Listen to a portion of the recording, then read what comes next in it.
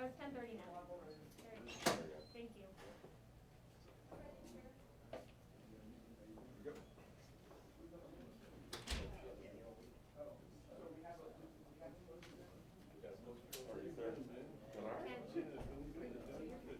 There you go. Thank you. Two assignment managers.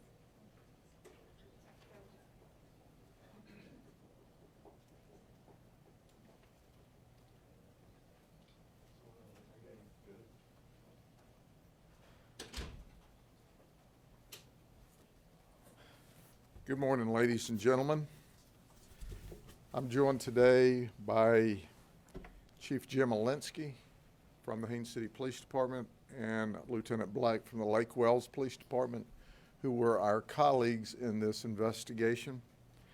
And of course, Nicole Orr wouldn't stand up here with us. I don't understand why she wouldn't do that. But she is one of our favorite people in the entire world. She's the director of intake, and she did hundreds of hours of work and still has a lot more work with us on this investigation. Quite frankly, without Nicole and her energy and her expertise, we could not have brought this investigation together. It was a very complicated investigation. So as I explain it to you today, I'm going to give you snapshots of what occurred. Because if I try to start with this Operation Hotwire and get down in the weeds, we would be here all day long. But I also want to tell you that it's our cooperation with our police department teammates that make all of this possible. What we did for the first time that I can remember in the history of the Sheriff's Office, and I've been here a long time. In fact, I've been here so long that most of y'all weren't alive when I started, and maybe your parents weren't alive. This is the first time that we've done a street level wire intercept of communications on trafficking and dealing in drugs. And you go, the first time. Normally we do it on huge operations and organizations because there's a lot of expense and a lot of time and a lot of effort into putting this together. But let me explain why we went to all of that exceptional effort. Let me take you back to 2019. There was a period of time between April the 24th and July the 9th where we had 5 home invasion robberies in this county. During these 5 home invasion robberies, people's lives were put at stake. They were robberies with firearms. They were exceptionally violent. On one of the 5, an 8-year-old boy was pistol whipped. And we were left with very little information and, quite frankly, very little cooperation by some of our victims, even though they were victims. And then on Thursday, June the 27th, during this period of time, Shay Collins was the victim of a home invasion robbery, and she was murdered. And nobody knew anything. And it was crickets. We have this young lady who's lost her life, and no one's talking. So I'd sat down with the chiefs in my organization, Chief Williams, Chief Lester, our narcotics team, and I go, I am over this. We're going to rain hell down on these street dealers of drugs and these traffickers. We're going to make them know that your home invasions with firearms where you kick people's doors open in the middle of the night is not acceptable. When you murder young ladies in the middle of the night, it's not acceptable. And I want them and all of their friends and colleagues to know today, all your buddies are in jail because this lady died. All your buddies are in jail because you pistol whipped an 8-year-old boy in a home invasion robbery. I want you to know that. It's wrong to traffic in drugs. It's wrong to sell drugs.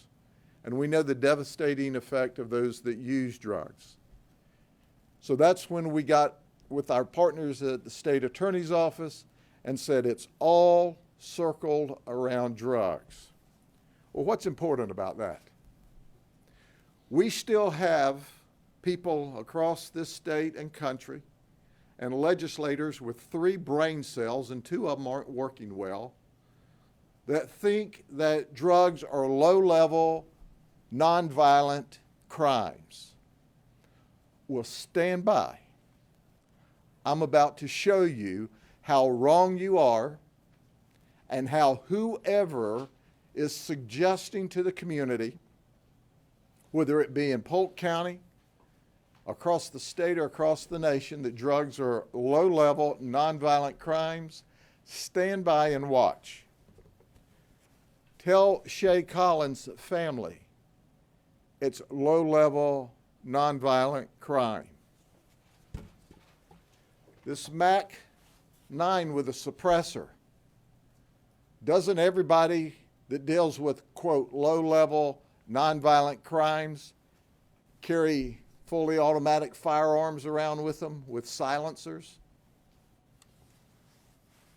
Or sawed-off shotguns? We're hot. Our investigative teams, joined by our police colleagues, decided we were going to make a difference. So what was next? So we went up on this pattern of criminal activity with our wire intercepts. And what we found was beginning December 3rd was when we turned the first switch on after a lot of investigation through the summer and the fall. It ended on March the 16th when, at least that piece of it, when we turned the switch off. We had 7 different phones, 2 more extensions, 9 different phones and extensions that we went up on. There were 37,000 text and telephone calls made during the operation. At the conclusion of the wire portion of this, the interceptions, we executed 12 search warrants, which resulted in criminal charges against 74 people. 68 of them are in custody today. We file 711 cases with the state attorney's office. And you'll understand why we love Nicole Orr. She says, I'm not finished filing charges yet. It just takes time. So for all of you who are booked in jail or waiting to go to jail, whenever we find you and you're hiding, you can run, you can hide, but we're going to find you. Understand, we're not finished with you yet. There's more criminal charges on the way. We seized 12 different kinds of drugs. We seized $500,000 worth of street-level drugs. Included in that, on one occasion, through one search warrant, we seized 30 grams of fentanyl. Fentanyl is exceptionally deadly. DEA tells us 2 grains of fentanyl, the size of 2 grains of salt, is enough to kill a human being. When we seized that 30 grams of fentanyl, let me put this in perspective, there was enough fentanyl there to kill between 9,000 and 15,000 people. We seized $50,000 in cash. We seized 6 handguns, sawed-off shotgun, our machine gun, and our suppressor. These suspects have a history of 1,320 previous criminal charges. Did you hear me? 1,320 previous charges. Currently, we have 2 heroin deaths that we suspect came from the heroin these folks sold.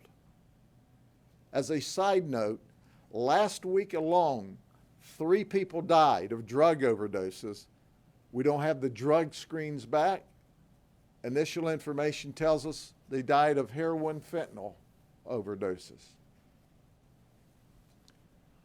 We've investigated as many as 30 heroin and fentanyl overdoses in the last few years.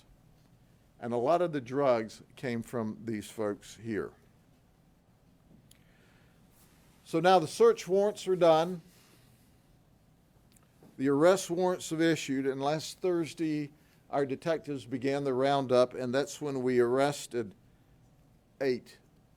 68. And we currently, of the 68 we have in custody, there's still 6 that are at large. 22 of these people have been to state prison before. 2 of them are in the country illegally. 8 of them admitted that they got either EBT, which is, you know, as food stamps, or WIC, or some kind of federal assistance. But now I'm going to give you a snapshot of just a few of these folks. Here's the first phone we went up on. It was Robert Hurd's. And there's going to be a common denominator in here as I explain this for a few minutes. Robert Hurd is 50 years old. 50 years old. We're not dealing with kids. What does that mean? It means experience. Experience dealing drugs. He was on probation for a criminal charge, i.e. being arrested in one of our prostitution ops, but he's still out dealing drugs. He has no respect for the system. It didn't bother him that he was on probation. He's charged with 58 counts. This phone led us to Michael Williams' phone. Michael Williams is 48 years of age. He was the second phone we went up on. He's a big operator. He's facing 173 charges. He's been dealing drugs for 20 to 25 years. He's one of the big-time guys on the street. Michael Williams knows the techniques of narcotics investigation as well as our most experienced detectives. Michael Williams will have photographs of our undercover equipment posted online to his friends within hours of days of us instituting the equipment. Michael Williams can talk the language. Michael Williams knows how to set an operation up so that we can't infiltrate it. He deals with the same few friends that he's known or grown up with forever. And if they get in trouble, he doesn't deal with them anymore because he knows there's a chance that they may flip on him. 50 years old, 48 years old, experienced. The third phone we went up on is Michael Booker, 56 years old. Got a little snow in the beard there. Very experienced. Knows the narcotics investigation business as well as we do. We have heard of and tried to get to some of these guys for years and years and years and have been unable to until we went up on this wire. we know he's been dealing drugs along with the other Michael 20, 25 years.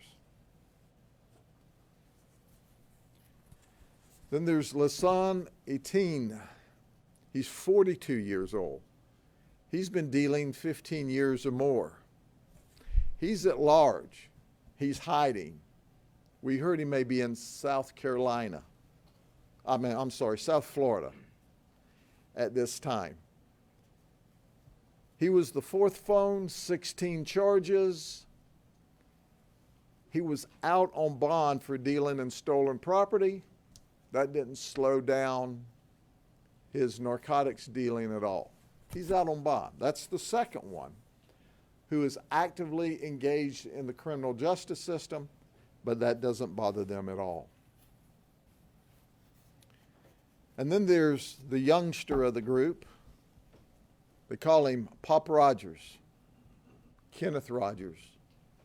He's 35. He's been dealing 15 years or more. Very sly, very astute. He currently faces 42 criminal charges. He was also the victim in one of the home invasion robberies. He was one of the victims.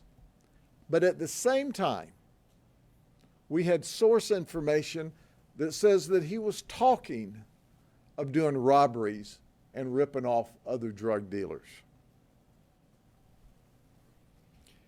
Rogers is out on other minor charges, but he's still running his operation. He was the big guy supplying a lot of the drugs. Oh, we're going to hear from his mama because, you see, she thinks he's an angel. Not an angel. Mama, he's not an angel, so when you get to running your gator later today about my poor baby,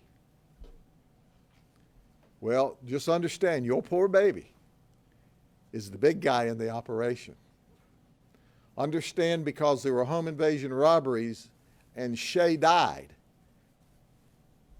That's why we unleashed a torrent of the criminal justice system on you, because we're going to find out who killed Shay. We're going to find out who did those home invasion robberies.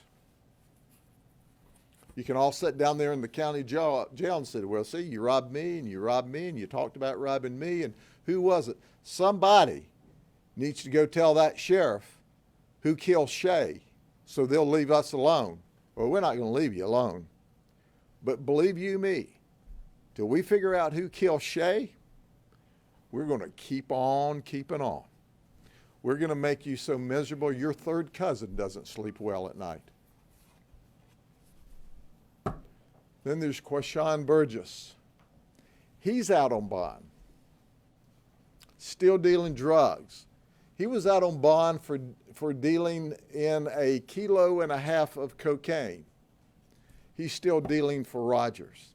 He doesn't have the experience of Rogers yet.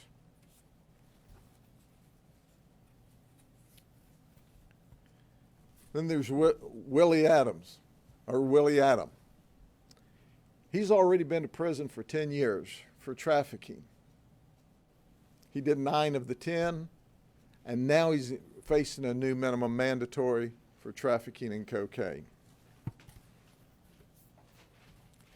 Then there's Florinado Camacho.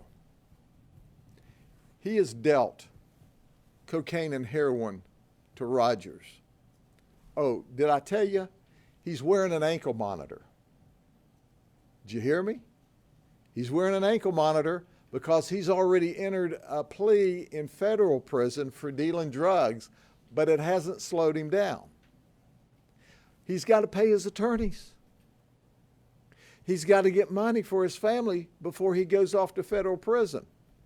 Hey, federal judges, he's snubbing you. Hey, federal prosecutors, he's snubbing you. Hey, federal law enforcement officers, he's snubbing you. He's wearing your ankle monitor to our dope deals. Well, if you need to know where he is, he's in the county jail, waiting sentencing for charges. Hadn't even slowed down. Carlos Cortez. Let me talk about Carlos for a minute. We're doing a separate investigation on the Carlos Cortez group. And during a separate investigation, not dealing with this at all, lo and behold, we find out some of his people are moving drugs back and forth between Papa Rogers' group. He had his own business. He was doing his own thing, but we were able to tie it together because another group of our detectives are working him. When we served his search warrant, he had an underground tunnel in this house. Had it all somehow concreted or in, room enough for him to sit down there with his television and his monitor and his surveillance cameras. He's a known gang member. He's reputed to be part of the Mexican mafia.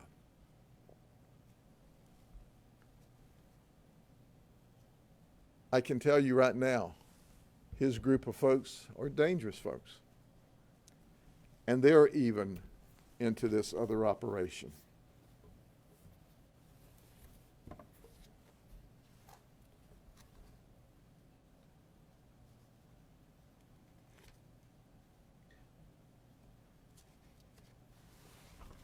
Let me go through some just notes before I round up or end up here. Alexis Torres Galindo, who was dealing with this operation, has a previous murder charge out of Puerto Rico. We can't find out any disposition, but I'm told Puerto Rico is not known for keeping great records. Maybe the more money you pay somebody off, the worse the records get. I'm just thinking out loud.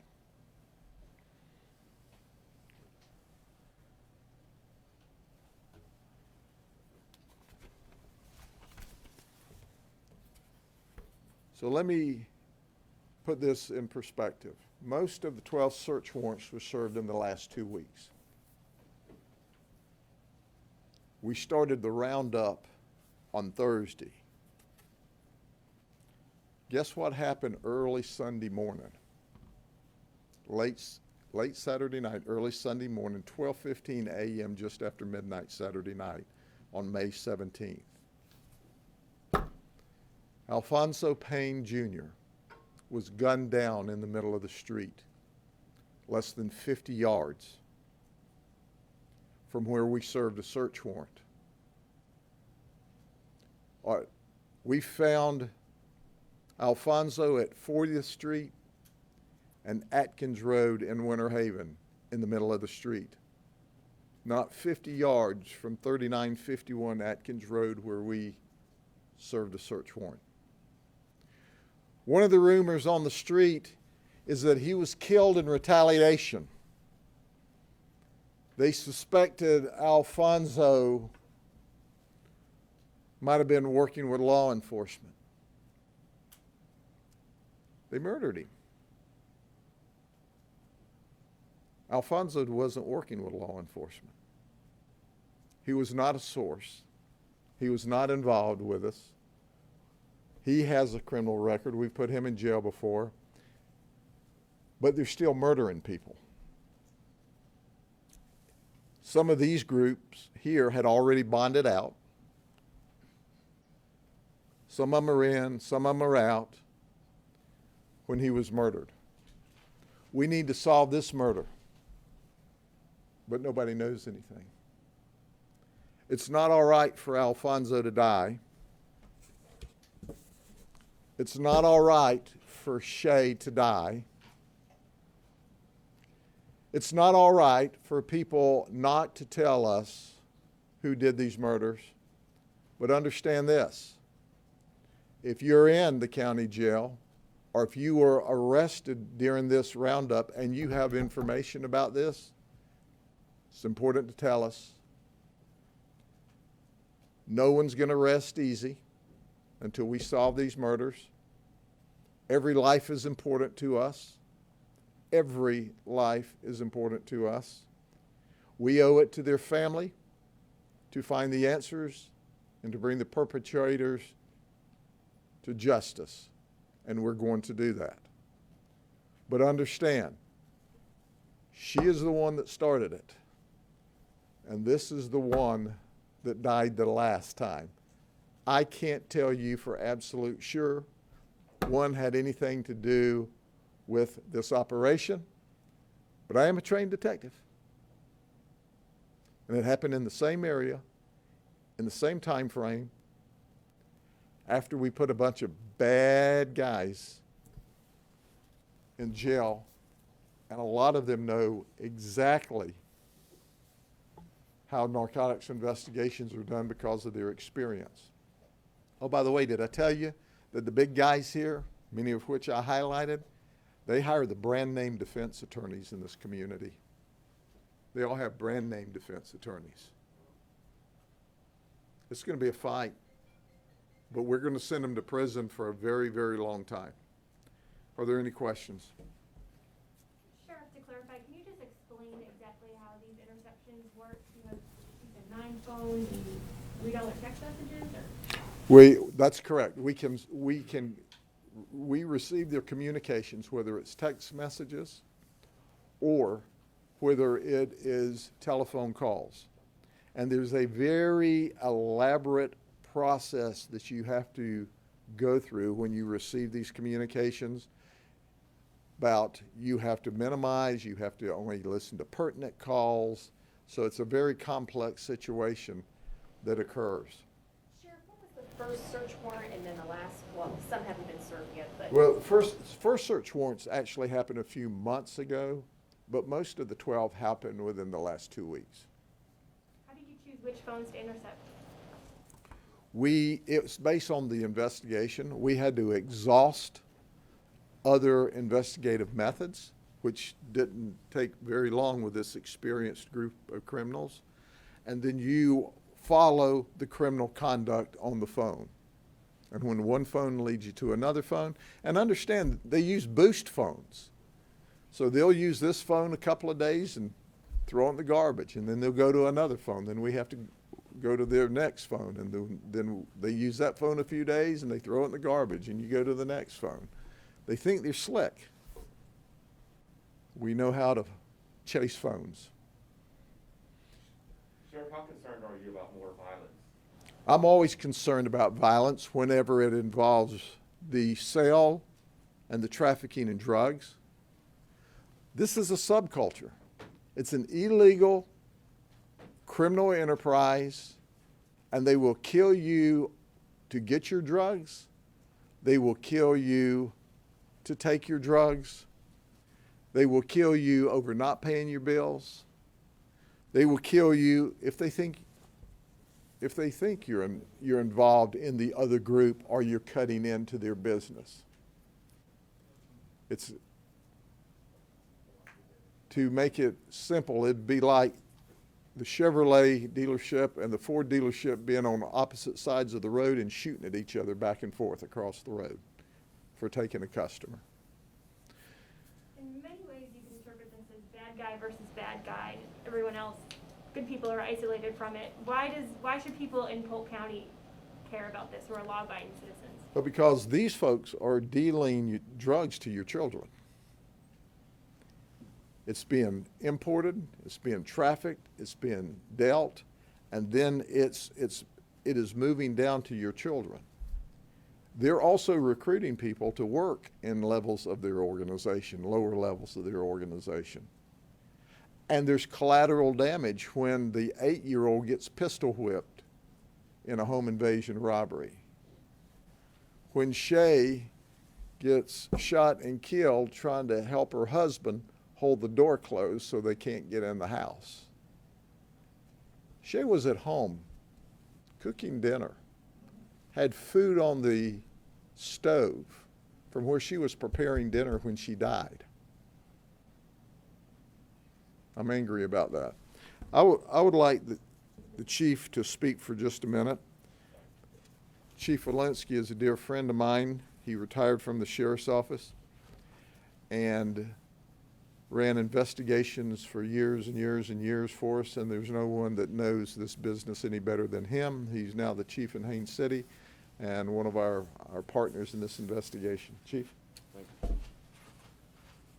So you bring up a good point about good people being isolated. That's actually not true. So all the people in Haines City that were arrested are from Oakland for the city of Haines City.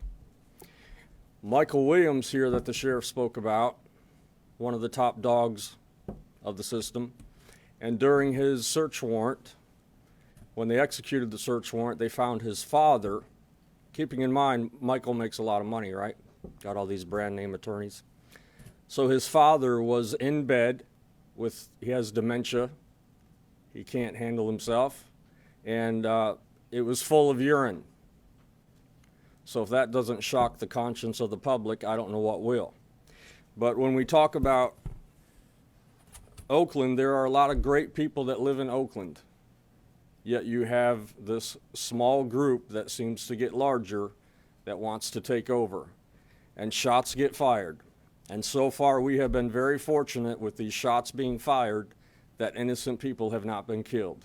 But the day is going to come, trust me, that a child gets killed or some other person that has nothing to do with the dope. But keep in mind, dope dealers are, I believe, considered by Tallahassee low, right? So we can just let them out of jail every other day. Put them in jail today, they're out tomorrow morning. So that needs to change. Thank you. Well, Jim, how much of a dent, if any, does this put in drug use and drug trafficking in Polk County? 70 people seems like a lot of folks to me. A lot of folks, and there's a lot of people nervous right now. I mean, I know that's the word around Haines City, but it's not going to stop. This will never stop. Never. And were they targeting just the east side of the county, or? No, they're countywide. But the bottom line is it's just not going to stop, and until the criminal justice system, because I am reminded every day since I took over as chief. I started as a young deputy. I don't want to put out my age, but it seems like we're going backwards. You put somebody in jail for a lot of felonies and they're out of jail tomorrow. And then I know when the sheriff became sheriff, that completely changed. People stayed in jail for a long time. Now we're going back to the same system we had. So for the good people that live in Haines City, you need to start talking to your legislatures, because it's not us. We're doing our job. We're putting them in jail and the system's letting them out the next day. Any other questions? Thank you. Thank you.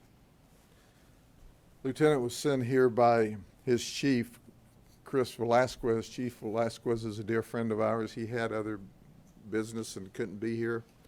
And apparently he told the lieutenant, whatever you say, don't say anything. Because the lieutenant said, that's good. I'm here. They can see the Lake Wells police uniform, and it's our visual of solidarity.